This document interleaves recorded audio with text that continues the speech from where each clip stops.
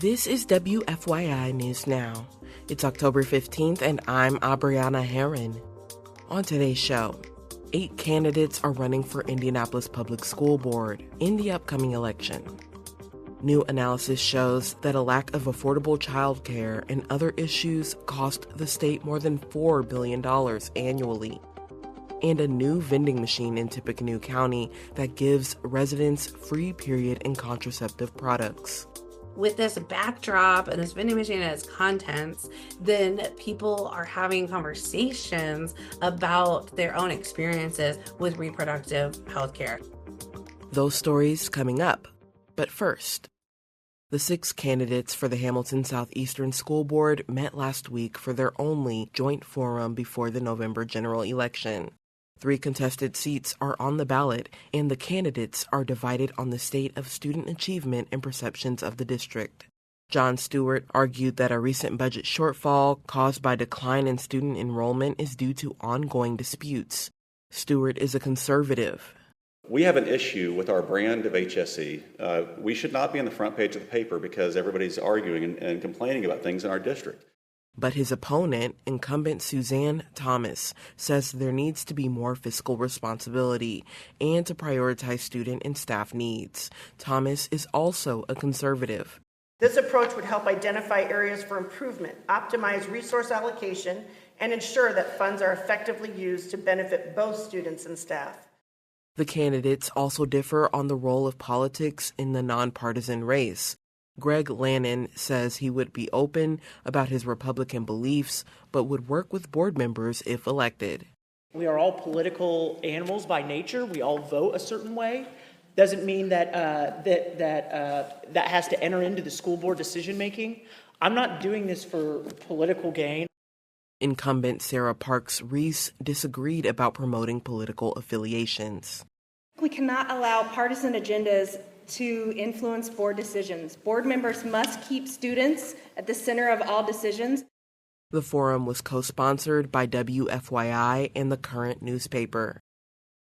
And 8 candidates are running for Indianapolis Public School Board in the upcoming election. 4 seats are open and only 1 incumbent is seeking re-election. From WFYI's Education Desk, Sydney Daudelin has more.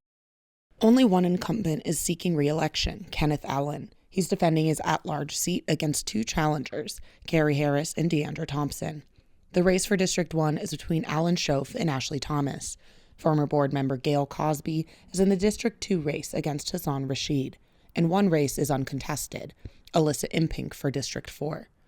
Elected board members are responsible for overseeing the budget and district policies. The district is in the early stages of reshaping curriculum offerings and school options for all elementary and middle school students through its Rebuilding Stronger plan. Early voting has started, and Election Day is November 5th. I'm Sydney Daudelin. For information on all Marion County School Board races, check out the voter guide on our website at WFYI.org. According to a recent survey of Hoosier parents, 57% say they've recently missed work or school due to child care-related issues, and 40% say they've left the workforce in the last year due to those complications. Indiana Public Broadcasting's Tomoria Cunningham reports the Indiana Chamber of Commerce estimates the lack of affordable options and other issues cost the state more than $4 billion annually. According to the Chamber's report, parents who miss work bring on costs to themselves and their employer. The estimated economic impact factors in the cost of employee absenteeism and turnover and lost tax revenue, which the Chamber says is $1.17 billion a year.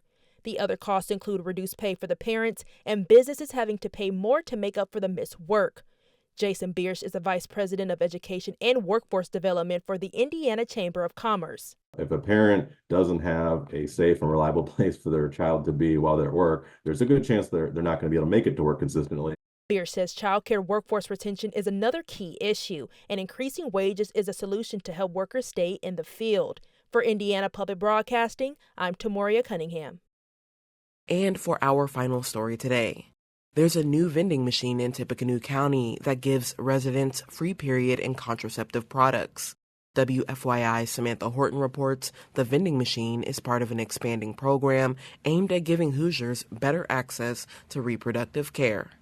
The Indiana Task Force recently celebrated the launch of its newest emergency contraceptive vending machine inside the 11th House Coffee Shop in downtown Lafayette. Everything inside the brightly painted machine is free to access.